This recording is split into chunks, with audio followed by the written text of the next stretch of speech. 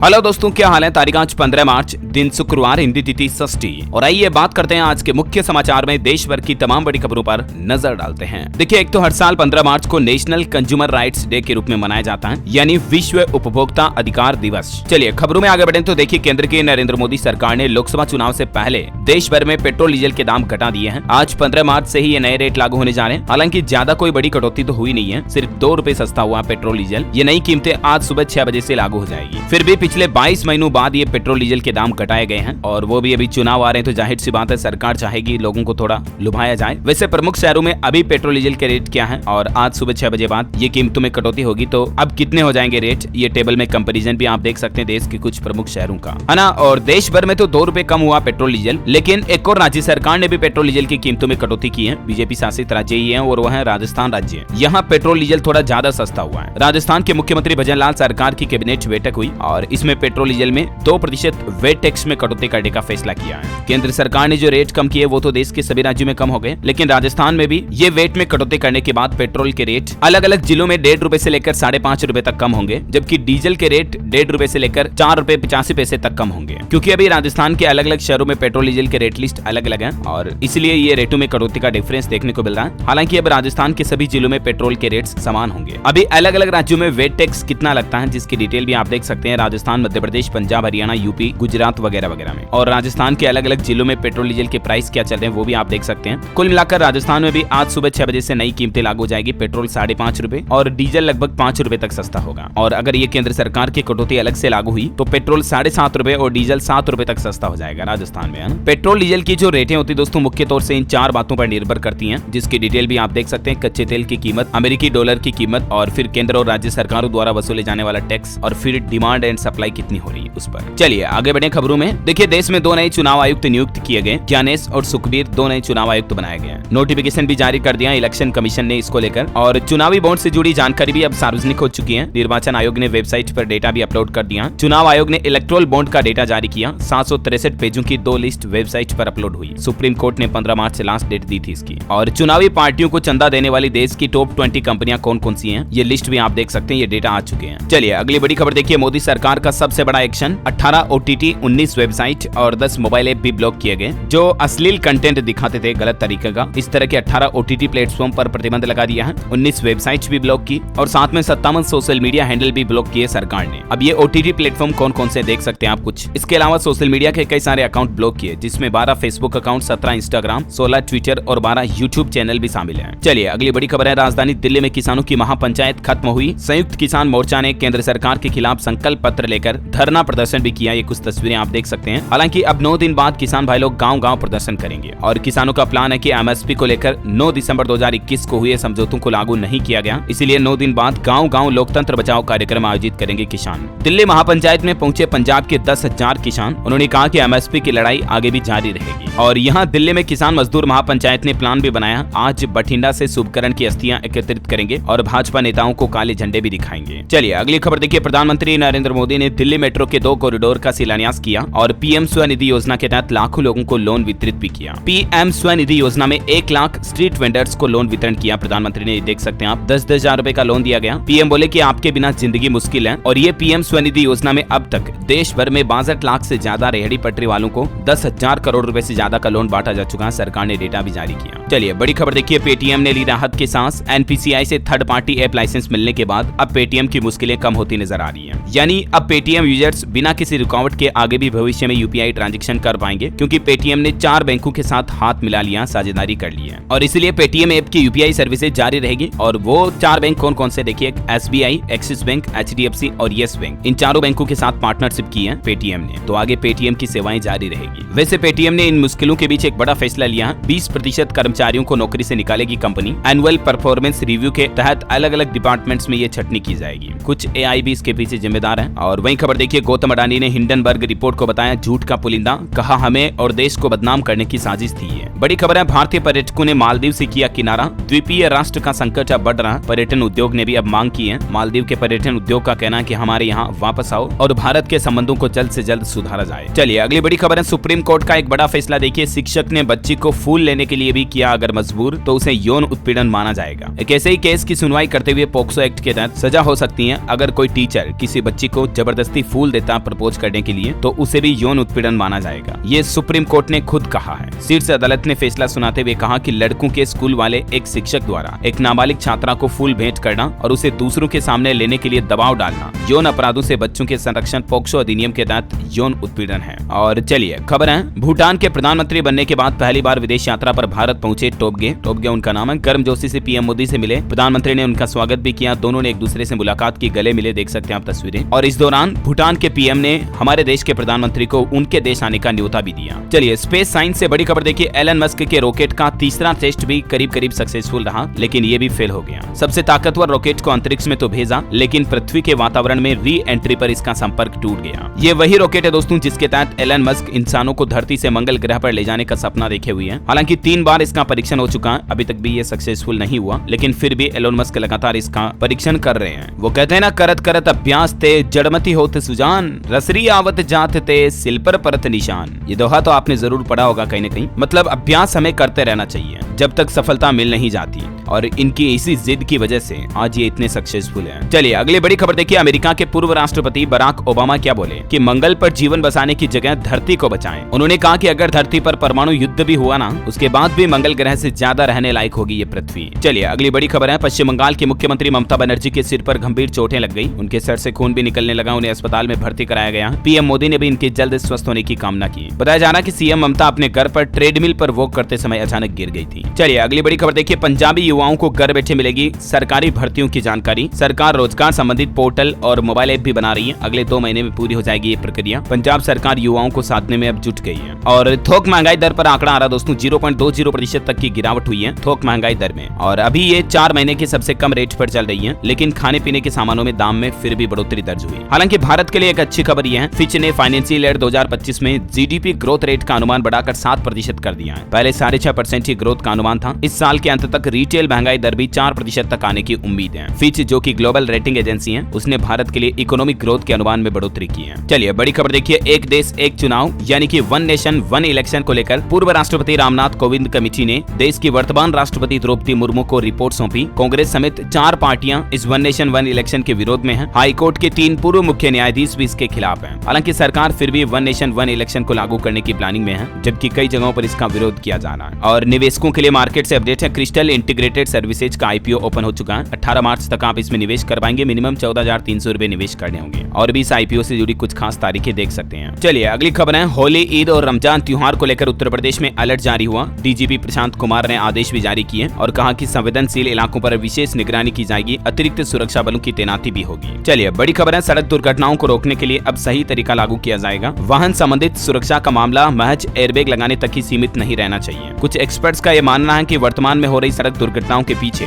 गाड़ी व्हीकल बनाने वाली कंपनियों को भी उतनी ही जिम्मेदारी लेनी चाहिए जितनी एक ड्राइवर की होती है गाड़ी चलाने वाले की। और बड़ी खबर है, दिल्ली के मुख्यमंत्री अरविंद केजरीवाल के घर के बाहर हिंदू शरणार्थियों ने प्रदर्शन किया। सीएम बोले कि पाकिस्तानियों ने हंगामा किया, जबकि कल कहा था शरणार्थी आए तो चोरियां लूट बढ़ेगी। दरअसल मसला यह है कि सीएए को लेकर केजरीवाल ने उल्टे सीधे बयान दिए थे, जिससे हिंदू शरणार्थी खफा है, और यही वजह कि दिल्ली के मुख्यमंत्री अरविंद केजरीवाल के घर के बाहर ये भारी भीड़ जुटी और प्रदर्शन किया गया। चलिए खबर है, कांग्रेस नेता राहुल गांधी का कहना है कि हमारी 5 गारंटियां आपकी सभी समस्याएं खत्म कर देंगी। स्वामीनाथन आयोग के तहत एमएसपी देंगे, स्थायी कृषि ऋण माफी आयोग भी बनाएंगे। किसानों के लिए भी कांग्रेस ने ये 5 गारंटियों की घोषणा की है और वादा किया है। ऑटोमोबाइल इंडस्ट्री से खबर है, स्कोडा कंपनी अपनी सबसे सस्ती इलेक्ट्रिक कार आज पेश करने जा रही है। कंपनी ने ईवी का टीजर भी जारी किया। फुल चार्ज पर ये 450 किलोमीटर चलेगी। अनुमानित कीमत इसकी 23 लाख रुपए के आसपास होगी। और बड़ी खबर देखिए, चीन का भारत के रिश्तों को लेकर कहना है कि हमें आपसी भरोसे की जरूरत है। भारत के साथ हमारे रिश्ते मजबूत हैं, सीमा विवाद से इन पर असर नहीं पड़ेगा। चीन के राष्ट्रपति शी जिनपिंग ने खुद ये बयान दिया है। जबकि हाल ही में आपको पता होगा, हमारे विदेश मंत्री ने कहा था कि भारत चीन के संबंध तब तक नॉर्मल नहीं हो सकते हैं जब तक कि भारत चीन के बीच सीमा विवाद हल नहीं हो जाता। 1962 के बाद से दोनों देशों के बीच कई बार बड़े विवाद हो चुके हैं। और एक बड़ी चौंकाने वाली रिपोर्ट सामने आ रही महिलाओं, माताओं, बहनों को लेकर। देखिए, देश में 2016 के बाद महिलाओं में स्तन कैंसर की बीमारी बहुत ज्यादा बढ़ी है। दिल्ली समेत देश के 4 ऐसे राज्य हैं जहां इसके केस सबसे ज्यादा आ रहे हैं, और उनमें शामिल है तमिलनाडु, तेलंगाना, कर्नाटक और दिल्ली।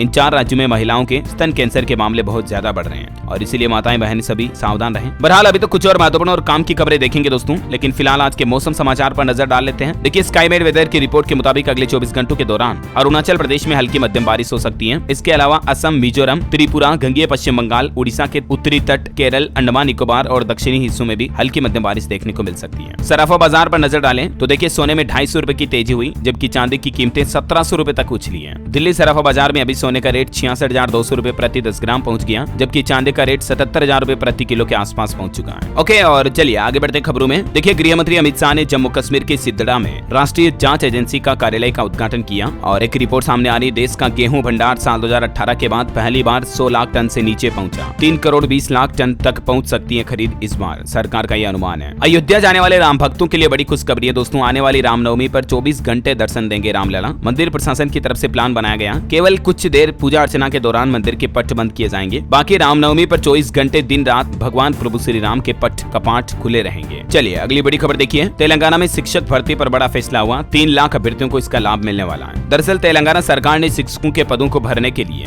DSC परीक्षा से पहले TET यानी कि शिक्षक पात्रता परीक्षा आयोजित कराने का निर्णय लिया है। और वही देखिए चुनाव से पहले 2.5 लाख सरकारी कर्मचारियों व पेंशनर्स को DA की सौगात दी है। उत्तराखंड सरकार ने भी 4% DA बढ़ा दिया है, पहले 46% था, उससे बढ़कर 50% हो चुका है। उत्तराखंड के मुख्यमंत्री पुष्कर सिंह धामी सरकार की तरफ से ये होली का तोहफा दिया गया राज्य सरकार के कर्मचारियों को। इसके अलावा राजस्थान सरकार ने भी DA में 4% की बढ़ोतरी कर दी, मैंने आपको बताया था। और इससे पहले यूपी सरकार भी बढ़ा चुकी है और केंद्र सरकार भी अपने केंद्रीय कर्मचारियों के लिए DA में बढ़ोतरी कर चुकी है, राइट। DA यानी महंगाई भत्ते में। और वैसे होली पर सभी को घर पहुंचाने के लिए योगी सरकार ने भी एक बड़ा कदम उठाया है। 22 मार्च से 1 अप्रैल तक उत्तर प्रदेश के अधिकतर शहरों में स्पेशल बसें चलाई जाएगी। यूपी परिवहन विभाग की तरफ से विशेष रोडवेज बसें संचालित करने का फैसला किया है। चलिए खबर है, फ्रांस की ऑटो मैन्युफैक्चरिंग कंपनी देश में बढ़ाएगी सेल्स नेटवर्क। इस साल के अंत तक 150 आउटलेट्स खोलने का प्लान बनाया है। सिट्रोन कार मैन्युफैक्चरिंग कंपनी का यह प्लान है। और एक बड़ी खबर है, इस राज्य की महिलाओं को मिलेगी सरकार से पेंशन, नोटिफिकेशन भी जारी हो चुका है। दरअसल हिमाचल प्रदेश में रहने वाली महिलाओं के लिए खुशखबरी है। महिलाओं को यह पेंशन इंदिरा गांधी प्यारी बहना सुख सम्मान निधि योजना के तहत दी जाएगी। 18 से 59 साल तक की महिलाओं को हर महीने 1500 रुपए दिए जाएंगे। हिमाचल प्रदेश सरकार की तरफ से जो घोषणा की गई थी उसका नोटिफिकेशन फाइनली जारी हो चुका है। ओके, और अगला अपडेट देखिए। व्हाट्सएप यूजर्स को कुछ खास फीचर मिल रहा है। अब आप अपनी चैट को फिल्टर कर पाएंगे, जैसे रीड, अनरीड,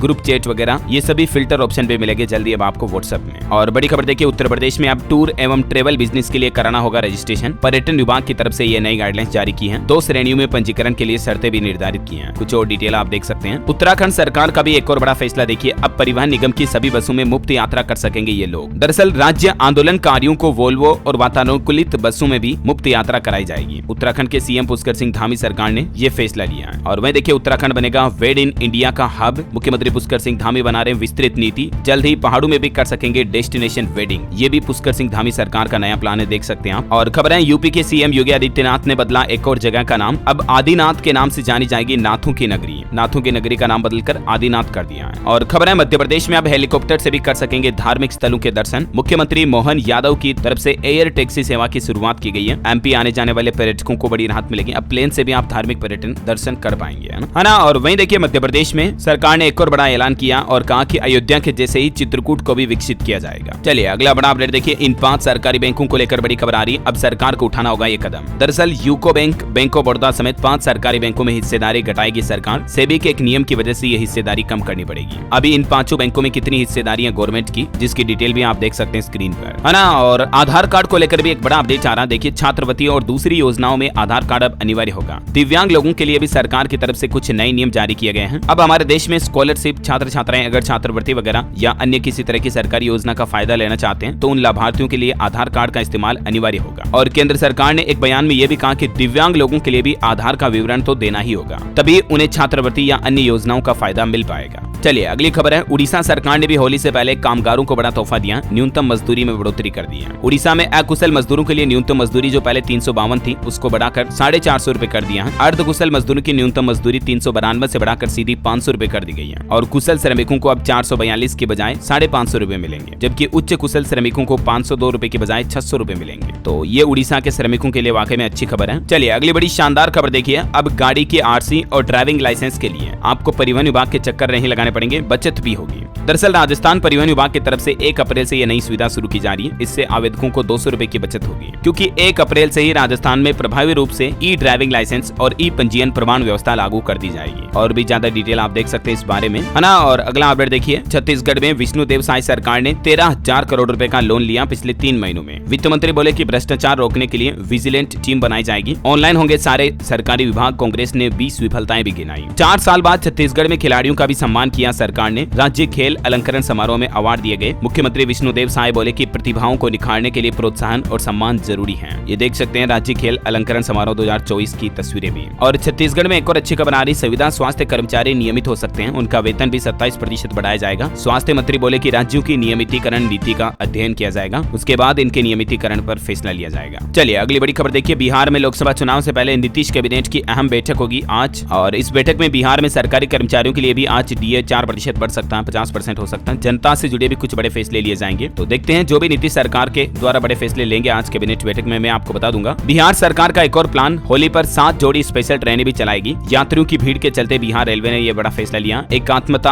और मौर्य ध्वज एक्सप्रेस में भी कुछ अलग ऐसी कोच जोड़े जाएंगे। और बड़ी खबर है, उत्तराखंड के मुख्यमंत्री पुष्कर सिंह धामी सरकार ने भी चुनाव से पहले कैबिनेट बैठक में कई बड़े फैसले लिए। एक तो उत्तराखंड में वन पंचायत संशोधन निवाली को मंजूरी मिल चुकी है। ब्रिटिश काल के अधिनियम को संशोधित किया इस मंजूरी में सरकार ने। और वहीं देखिए उत्तराखंड के कॉलेज में योग प्रशिक्षकों की भर्ती भी की जाएगी। 117 योग प्रशिक्षकों का आउटसोर्स से चयन होगा। उच्च शिक्षा विभाग की तरफ से इस संबंध में विज्ञप्ति भी जारी की गई है। उत्तराखंड कैबिनेट में एक और बड़ा फैसला ये लिया गया, प्रदेश के सभी शहरों से पुराने विक्रम और सिटी बसों को हटाया जाएगा। प्रदूषण को रोकने के लिए सरकार का यह प्लान है। और भी कैबिनेट बैठक के कुछ प्रमुख निर्णयों की डिटेल और लिस्ट जानकारी आप देख सकते हैं, क्योंकि एक एक पॉइंट को अभी मैं बोलूंगा बहुत ज्यादा समय लग जाएगा ना। चलिए अगली खबर है, दिल्ली से पिथौरागढ़ के लिए फ्लाइट की औपचारिक शुरुआत होने जा रही है। अप्रैल महीने से नियमित रूप से हवाई सेवा शुरू हो जाएगी। ये भी उत्तराखंड वासियों के लिए अच्छी खबर है। और किसान भाई लोगों के लिए एक अच्छी खबर ये है कि अब बादल आएंगे तो बिना बरसे नहीं जाएंगे। उत्तर प्रदेश IIT कानपुर में एक परीक्षण जो 7 साल बाद पूरा हुआ है। क्लाउड सीडिंग यानी कि कृत्रिम वर्षा मौसम में बदलाव करने का एक वैज्ञानिक तरीका है, जिसको आखिरकार सफलतापूर्वक खोज निकाला है IIT कानपुर के वैज्ञानिकों ने। प्रदेश में पहली बार कृत्रिम वर्षा की जाएगी। अब चलिए एजुकेशन पर बड़ी खबर देखिए। मध्य प्रदेश में सरकारी नौकरियों में 13% पोस्ट होल्ड का मामला हाईकोर्ट में पहुंचा, तो हाईकोर्ट ने कहा कि हमने सरकार से नियुक्ति रोकने के लिए नहीं बोला है। और बॉलीवुड से खबर देखिए, शैतान फिल्म का वर्ल्ड वाइड कलेक्शन 100 करोड़ के पार पहुंचा। और अंतर्राष्ट्रीय न्यूज से एक बड़ी खबर देखिए, भूकंप के तेज झटकों से काफी जापान की धरती। रिएक्टर स्केल पर तीव्रता इसकी 6 मापी गई और इसके बाद डर के मारे लोग बाग सहम से गए। चलिए अगला अपडेट है दोस्तों, खरमास लागू चुका कल से ही, और शादियों वगैरह समेत सारे शुभ मांगलिक कार्यों पर रोक लग गई है। अब ये खरमास 18 अप्रैल को समाप्त होगा, उसके बाद ही सहनाइयां बजेगी। यहाँ तक कि गृह प्रवेश, मुंडन संस्कार वगैरह इस तरह के शुभ कार्य भी नहीं किए जाते इस खरमास में। 14 मार्च से 18 अप्रैल तक रहेगा।